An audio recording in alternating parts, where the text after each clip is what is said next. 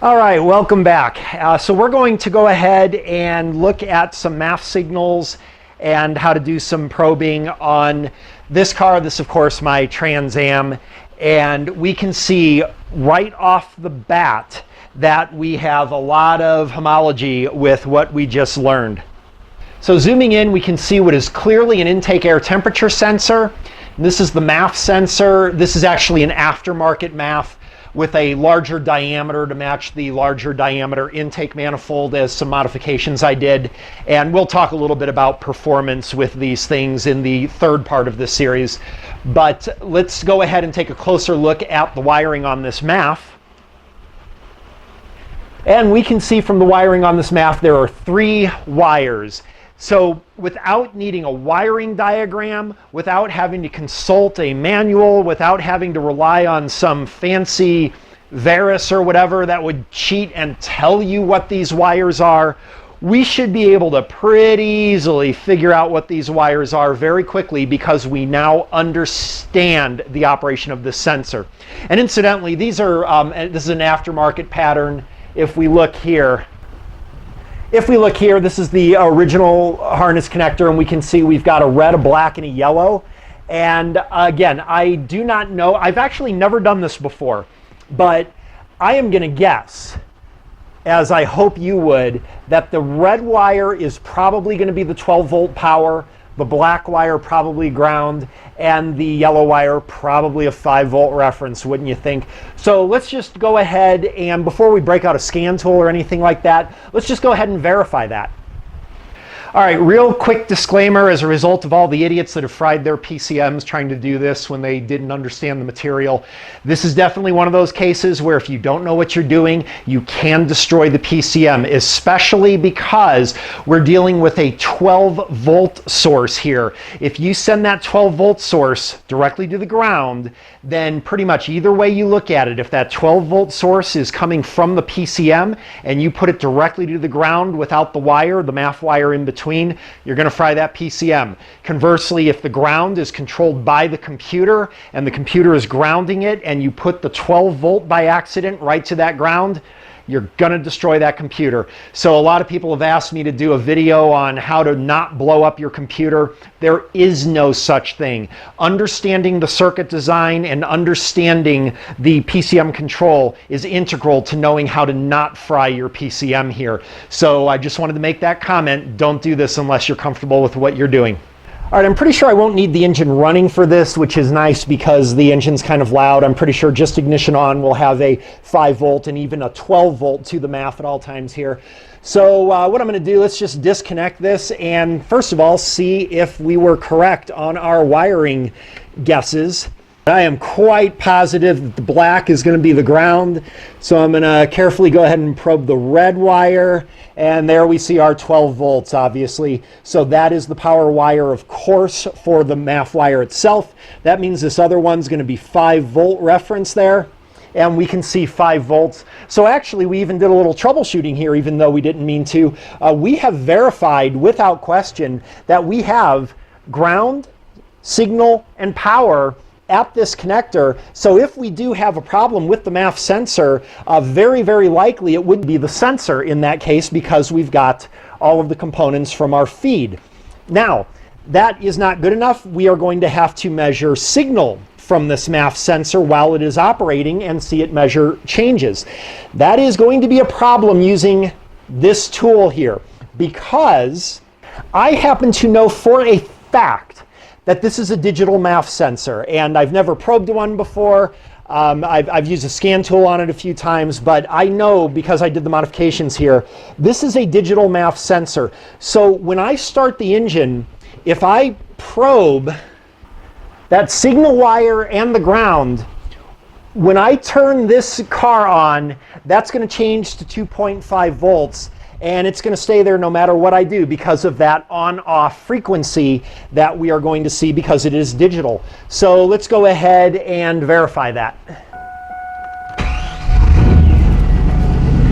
And okay, this thing just made a liar out of me. It is definitely reading much more than 2.5 volts. Let's see if it changes. Well, it changes slightly, but not proportionately. So, you know, there's only one explanation for this, and that is that there's probably, I would estimate, like a 90% duty cycle on this. Yeah, that is the only explanation of what that is. Okay, so you guys that are electrical engineers are either know that I'm wrong on that, which I know I am not, or you're saying, wow, you've come a long way in your electrical understanding, Matt. Yeah, I promised you guys that I would dedicate more time to this. Other guys are asking, what the hell are you talking about? And then other guys are like, damn, dude, when are you going to change a MAF? But let's take a break real quick because this is important. I want to explain why we saw that, because this almost looked like it was analog, and as I increased RPM, we saw a slight drop there with the voltage. That is not as exactly as it looks, and I'm going to show you why that is. Okay, sorry, we're just going to go over this real quick here, but there is only one explanation for that, because I am not wrong. When I drew that square wave earlier, it is important to notice that this distance of time, remember we're talking about time here, this distance of time here is equal in my drawing to this distance of time here. So this amount of time on is equal to this amount of time off. And incidentally, just because this is at the bottom of the scale, that does not mean that it is off. It is possible in some systems, depending on the control and the polarity, that this is off and this is on. But the point is that this amount of time, if up here at 5 volts is on, this ratio of time that it is on compared to the ratio of time it is off is known as the duty cycle. And that is the percent of time on compared to the entire signal, the entire cycle for that signal. Now, you also are well familiar, I'm sure, especially because fuel injectors use this all the time, of the idea of pulse width. And most of you guys are aware that pulse width is the amount of time that the signal is on. And at a longer pulse width, there's more fuel added because the injector is open longer. You need to reduce fuel, you reduce the pulse width. So while a duty cycle is a percent for the time on relative to the whole cycle, a pulse width is the specific amount of time in seconds, usually milliseconds in an automotive application, is that signal is on. So it is not a percentage, it is the actual amount of time on. Okay, so just to make it real simple, let's make this extremely simple. Let's say that here to here is only 1 second.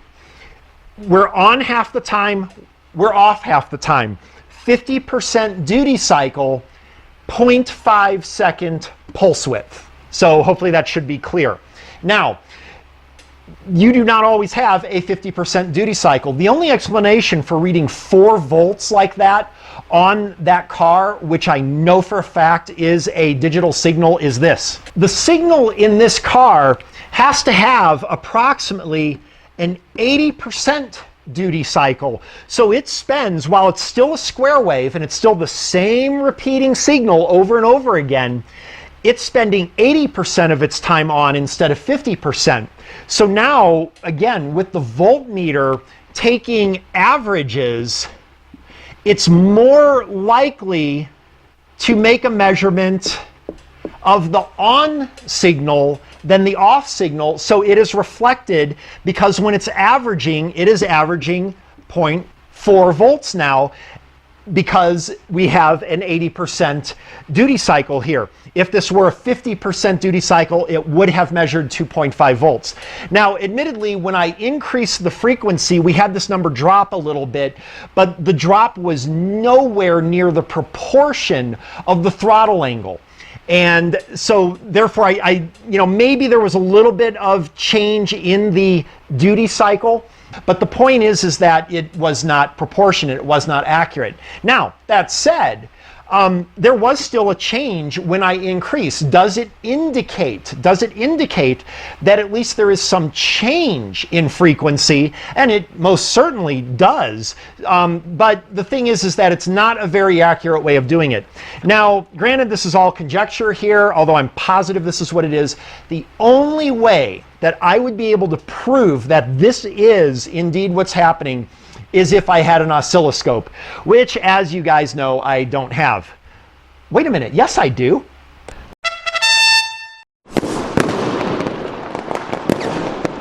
Okay guys, for those of you that are following the channel, I know, but a lot of you guys have asked me, please do a video on MAF sensor diagnosis.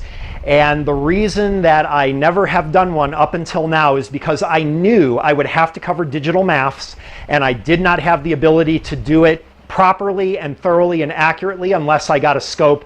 As you can see, I finally got a scope. And no, I am surprised as well. It is not a picoscope, but I will do another video where I talk a little bit more about the scope that I got and everything.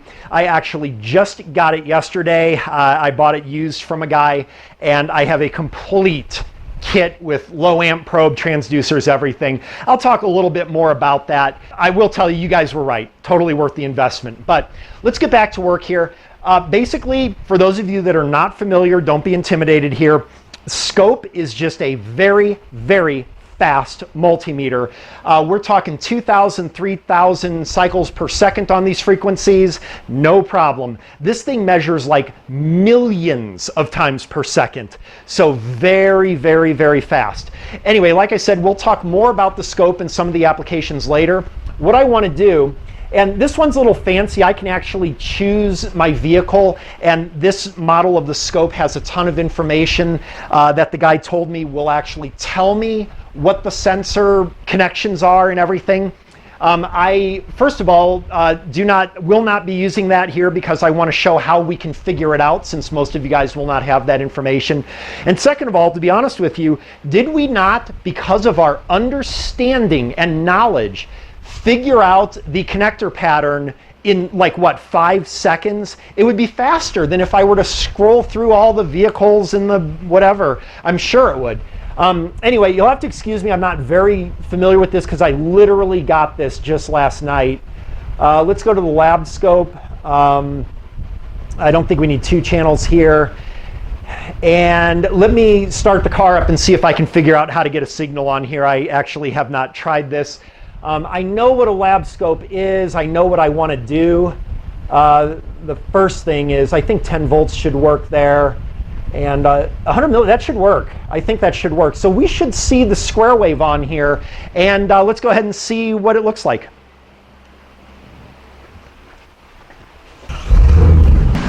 Okay, so let's bring that up a little more. Let's see if I can figure out how to do this. Let's take a closer look there. There we go. You'll have to excuse me. I know some of you guys are like, dude, you're doing it wrong, but I promise you the next time I do a video on this, I'll be much more trained on this.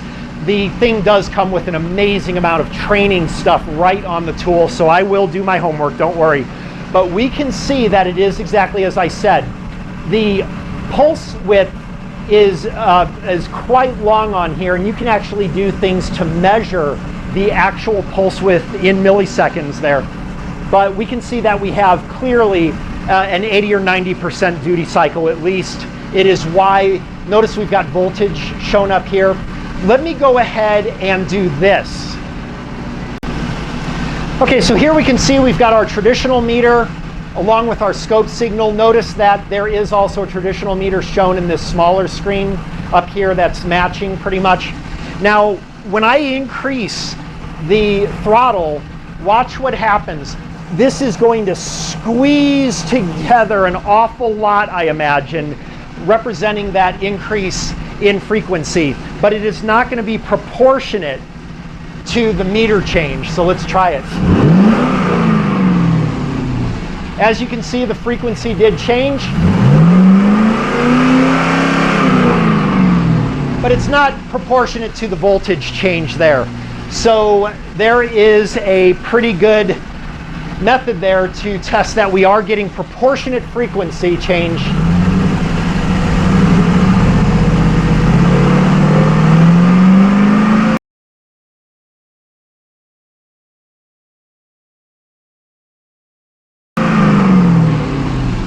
All right, and there's all kinds of goodies I can do with that, but let's go on to something else. And just because we saw the change in frequency and all that and it looked proportionate, it doesn't mean that there isn't a problem with the MAF sensor. The MAF sensor may not be calibrated right. So while it does have changes in the frequency, the MAF sensor is still not properly measuring the amount of error we'll talk about in the diagnosis part. Now, let's go over to another car real quick.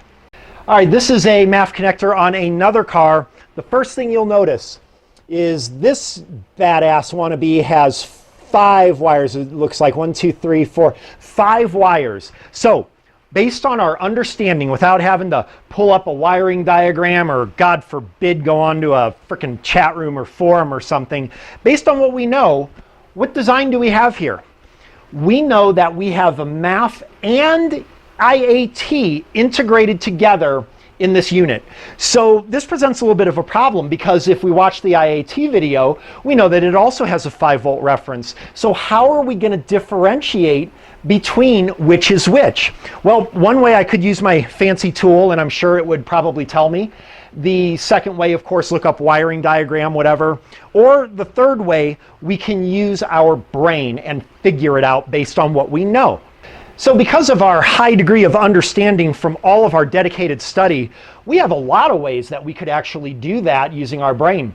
One way, we could remove this unit, put a hair dryer to it, and then test for which of the wires gives us a change in resistance. I actually show that in the IAT video, which is in the description. That would be a way of doing it. Another way we could do it is, we know that the intake error is going to be relatively constant, but the change in the MAF signal, and I don't know if this is digital or analog, I'm sure it's digital, we could do a test there to see if we back probe a couple of wires that we suspect are the MAF signaling ground, does it change when we hit throttle, while the other set of wires does not change, indicating we found which one is IAT, which one is MAF. All kinds of ways we could do it. So let's do this. One of the things, because it's 5 wires, we already know the design. We know there's going to be 2 wires for the IAT and 3 for the MAF. Okay, so let's just go ahead and get a reading here. And again, I have no idea what these wires are, but we're going to figure it out. One thing I think I may see here is possibly a black wire. So obviously I'm going to suspect that to be ground. I don't know for sure. And when I probe that, we get very low voltage right there. Actually kind of suspiciously low. That actually, I am going to take an educated guess and say that that is the MAF sensor signal and ground. Now, given that information, let's assume that to be true. If that is correct, and I am on the MAF sensor signal and ground, what type of sensor is this? Is this digital or is it analog?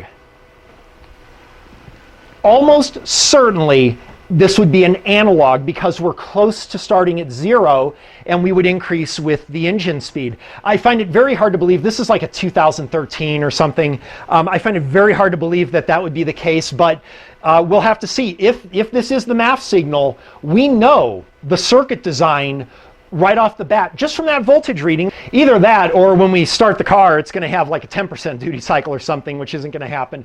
But let's keep that in mind. Let's see what happens. Now let's move over. I'm confident that this black wire here is also a ground, most likely for the IAT. Let me check that. And we've got 2.6 volts. Now remember, the engine is not running. The engine is not running right now. I'm much more inclined to believe that is the IAT. If the engine were running, I would say that we probably have a digital MAF. So let's do this. Let's go ahead and turn the engine on, and let me make sure these wires are out of the way of the belt, and see what happens with that number and what happens if we change over to the other side.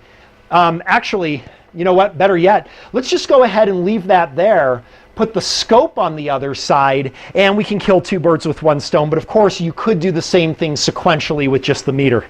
The volt, it's probably going to be small to see here, so let's go up here and use the digital multimeter. It's got this big ass meter on it that I think is kind of cool. There, if you can't see that, you got a problem.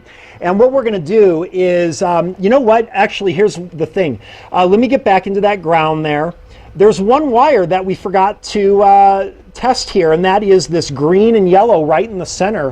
What do you want to bet that that's going to be the 12 volt power source for the hot wire? So let's go ahead and do that. Might be a little helpful. Okay, and when I do that, it, well, it clearly means that it's out of range. Because we're only on a 1 volt scale. So we can change that. 20 volts should do it. Okay, so there's our battery voltage, obviously. So that's really cool.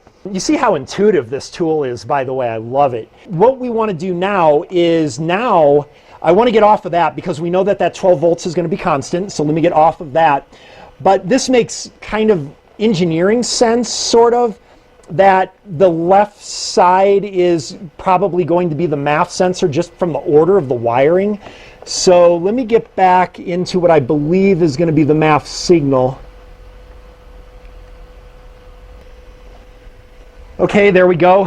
And let's get back out of here. I got to tell you, I don't know for sure, but I'm pretty confident we've got this right. And this is going to be an analog measurement. Let's go here back to I wonder if there's a quicker way I can do that. You guys don't have to worry about making comments to help me out with this. I'll figure it out. But if this is analog, let me increase this here. If this is analog, we'll know it. If this is digital, we'll certainly see the square wave. So let's go ahead. By the way, I hope you guys follow what I'm doing here. I'm hoping I'm not losing you here. But what I'm doing is I'm trying to find out for two things kind of simultaneously. First of all, which of the wires is for the MAF, which is for the IAT. I'm not interested in the IAT. And second of all, we don't know the design, whether this is digital or analog, if we do find the MAF. If this number doesn't change much, but we see a lot of change here with throttle, then we know that we are connected up to the MAF here and the IAT here. Let's find out. All right, it is pretty obvious that is going to be an IAT and that is going to be a MAF sensor. So the one way, let's go ahead and increase the RPM. Unfortunately, and you know what? There's no square wave here, and we're at 2 volts. There is no question about it. This is going to be an analog signal, which means I'm going to have to dramatically change my time frame here. Let's put it on to maybe a couple seconds, like that. Okay, so what's going to happen, this is going to look, because there's no square wave, obviously this is analog. I'm amazed by that. And we're going to see when I step on the throttle, the IAT, of course, not going to change much, but that's going to look almost like a throttle position sensor signal. This is a drive-by-wire vehicle, so I'm going to have to go into the vehicle to do this, so you'll get to see it before I do. And actually, because of that, because you're going to see it before I do, I'm going to increase the time frame so I can come back and see it.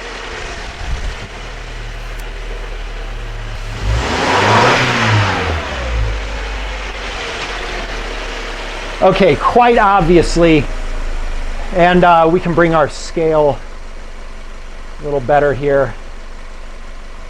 Okay, quite obviously, we are on the MAF sensor. I'm no longer worried about this. I'm just going to go ahead and get rid of it. That was clearly on the, that was a pretty good guess, I guess.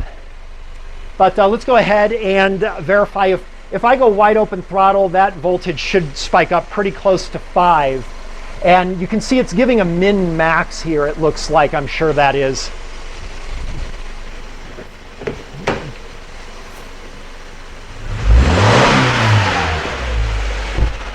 All right, the engine has a rev limiter on it at a certain number, so it only limits me, but clearly we are, I'm not quite sure why it stopped there. Let's try refreshing it. But clearly we are on a MAF sensor. So we could measure this. We don't need the scope. Let's get rid of the scope because I know most of you guys don't have it. Let's go ahead and hook our DVOM up to it. Actually, I take that back. We do have a DVOM here. So this would be no different than hooking up your standard DVOM, and we're going to be able to see the changes in voltage proportionate with the throttle engine speed bringing air into the MAF sensor.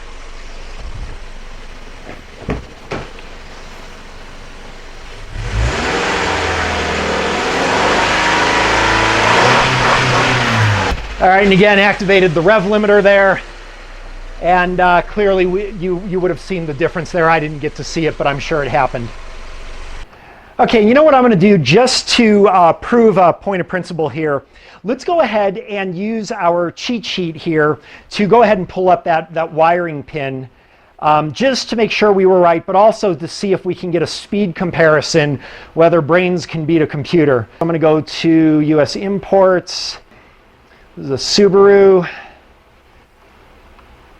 And I'm sure it's going to be under fuel injection. Boy, I would expect a lot more stuff there. One of the things getting this tool used, it's only going to go up to 2007. So let's go ahead and do that. This is an Outback. This is a 2.5 liter Outback. Okay, yes to accept. And sorry if this is boring, but okay, so now we got to find the MAF sensor. Okay, it's got to be called something other than the MAF sensor then from Subaru. So let's see, we've got an air fuel is not it. Barrow, that's going to be a MAP. Is there also a MAP on here? No, so Barrow is going to be the MAP. You know what? Oh, there's the IAT. I guess we could have looked at that. I do not see anything that even remotely, there is no MAF sensor on here. You know what? That is cool. And I will tell you why that is cool. It is because you can imagine that your 98%er that just figures, hey, I don't have to learn any of this stuff. All I need me is one of them fancy gizmos and it just tells me what to do and I don't even have to understand what I'm doing. Well, guess what? It didn't have the information you needed there. What are you going to do if you are a mobile mechanic and you are in the field doing a diagnosis and your super fancy tool didn't have that information? You're going to ask the customer, hey, you don't happen to know how to probe a MAF sensor, do you? You're stuck like Chuck, man. So you still, even with really good equipment, have to understand what you're doing in this stuff so that you can figure your way out of situations. That I am actually thrilled that happened. And as you can see, even if we did have the ability to find the MAF sensor in there, because of our understanding that we've spent time learning for the last hour, we would have been able to characterize that system with our digital volt ohm meter faster than we would have done with this anyway. So that feature with the components and everything, not really so much a selling feature for me, but anyway, enough with this. We're going to use this again when we get into the diagnosis, I bet. So let's get back to the dry erase board of knowledge, clean up this section, and then the next section, of course, will be diagnosis of things that can fail in a MAF sensor and how to diagnose it. So to close out this first section, we still have two more things that we have to do for understanding the data outputs based on what we've learned earlier. We still want to look and see if you happen to own a frequency meter, like a higher end DVOM that has that. We need to look at what that looks like on a digital MAF sensor. And then finally, let's go ahead and look at if you have a scan tool, what your scan tool output data would look like and make sure it matches what I said earlier. Since I don't have a DVOM that has frequency measurement, I know I saw this in here when I was playing with this last night. So again, I'm just hooked up again between that signal wire and the ground wire. If you have to ask, hey, you didn't show what color wires you're probing, the color of the wires is insignificant. We are not looking at these as black, yellow, green, gray, whatever wires. We are looking at these wires by function. by what is the ground, what is the signal, what is the power. If you are still at the point after watching this video that you need to see the colors of the wires and you're still thinking in that way, I don't know what to tell you, you got a ways to go. But anyway, let's see here. And it's not there, and I apologize. There's frequency right there. Okay, let me go ahead, and I have no idea what we're looking to do here. Let me go ahead and start the car, and obviously we're going to have set some scales. This is completely new to me. The one thing I know, let's see, we want, we're surely going to, I mean, 10 hertz, we're going to be way above that. Yeah, let's do that, and then, because there's already actually should be a frequency. I think I have the car on. I forgot. Let's go ahead and run this and see what happens. Okay, I am totally figuring this out as I go, but looks like a pretty good guess. We can see 2.33 kilohertz there, and it looks like I've got maybe 2 channels going or something here, but let's see. And it goes up to 4.5 kilohertz almost. So we definitely can see a frequency change by using the frequency meter. We can maybe make that a little more, I think we can probably go here. I don't know that that graph helps very much, but we can, now you can see it is kilohertz.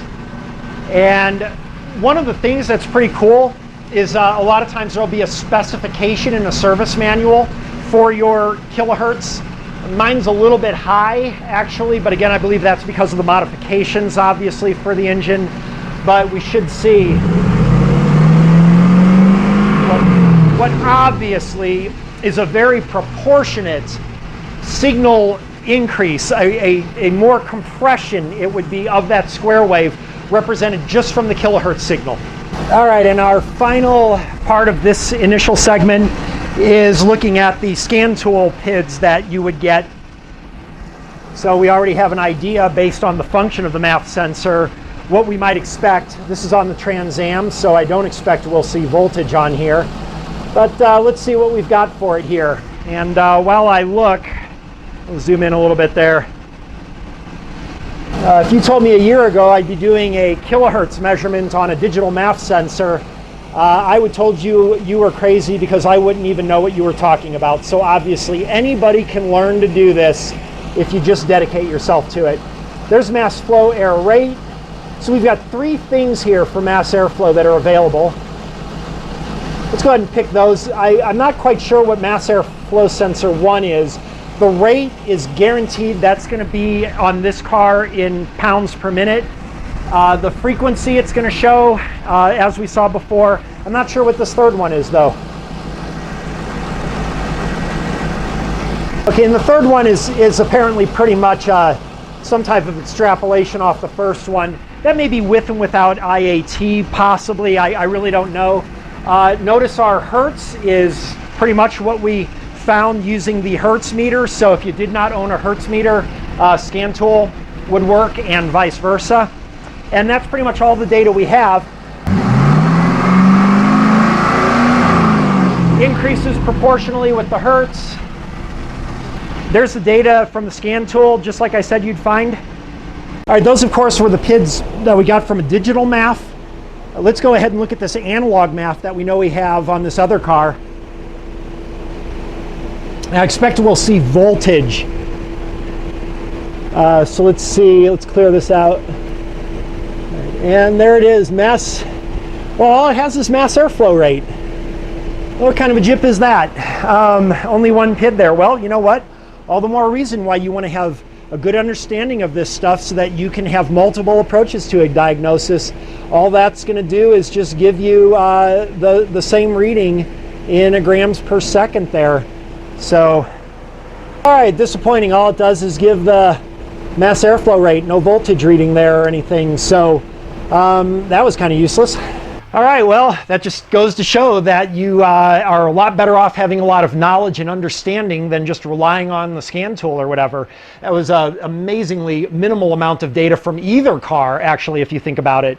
But anyway, for this first part of this diagnosis and understanding video, we have achieved our goals, I hope, of understanding the purpose of the MAF sensor and also the different types of MAF sensors, the different types of circuit designs that are available with MAF sensors, lots of ways to be able to assess that circuit design, read the output using various methods. I think we covered a lot here. So it's time to move on to part 2, and that is taking that information now and learning how to make a diagnosis on a failed MAF sensor and also using the MAF sensor in diagnoses of other sensors. So we will go ahead and we will do that on the next video, but I will give you a preview here. And in the next video, we will cover the 4 possibilities you would have and how to test them for a MAF sensor problem. Those would, of course, be a failure of the MAF itself, some type of lack of integrity with your circuitry, a inaccurate MAF, very common one, dirty MAF sensor, things like that. The MAF being inaccurate will often not give a MAF code. These would give MAF codes, and your average 98% idiot is going to change the MAF sensor, probably get lucky on it. But how many people change the MAF because of lean conditions, things like that? That is the result here. And the other one is the MAF on a referenced code. We actually saw that in my last series with the Volkswagen, didn't we? So this is, of course, referenced is a term that I personally use for when a part is actually given a code in the computer for the check engine light, but it is erroneous. It is miscoded by the PCM because of lack of communication with other sensors, which brings us back to the first thing I said in this video. We have to understand everything.